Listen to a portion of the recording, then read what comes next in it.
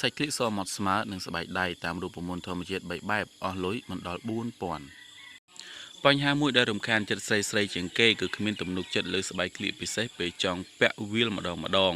ថ្ងៃនេះសប្បាយនឹងបង្ហាញអាថ៌កំបាំងមួយទៀតដែលអាចជួយធ្វើឲ្យស្បែកក្លៀកទន់សម៉ត់រលោងដោយប្រើតែគ្រឿងផ្សំធម្មជាតិងាយស្រួលរកទិញនិងចំណាយលុយតិចទី1ប្រើម្សៅល្មៀតទឹកដោះគោស្រស់និងយ៉ាអ៊ូរបៀបធ្វើគ្រាន់តែលាយគ្រឿងផ្សំទាំងអស់លាយបញ្ចូលគ្នាបន្ទាប់មកយកទៅលាបលើក្លៀកថ្នមរួចទុកចោលពី5ទៅ10នាទីសឹមលាងទឹកចេញគួរតែធ្វើវាឲ្យបាន1ទៅ2ដងក្នុងមួយសប្តាហ៍អត្ថប្រយោជន៍របស់គ្រឿងផ្សំទាំង3នេះគឺម្សៅល្មៀតមានតួនាទីកម្ចាត់បាក់តេរីនិងជួយឲ្យក្លៀកសរីឯទឹកដោះគោស្រស់និងយ៉ាអ៊ូជួយឲ្យក្លៀកទន់រលោង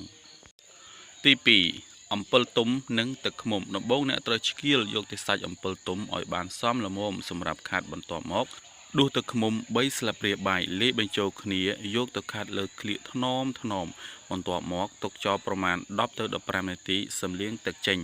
អ្នកក៏អាចយកទៅលាបលើមុខបានដើម្បីជួយឲ្យស្បែកភ្លឺថ្លាស្អាត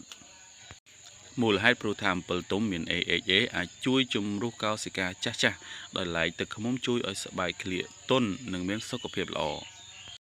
ទី3ក្រូចឆ្មាសម្រាប់អ្នកដែលខ្ជិលរញ៉េរញ៉ៃច្រើនគ្រាន់តែយកក្រូចឆ្មាមួយចំណិតមកដុសថ្នមឲ្យបាន2ទៅ3នាទី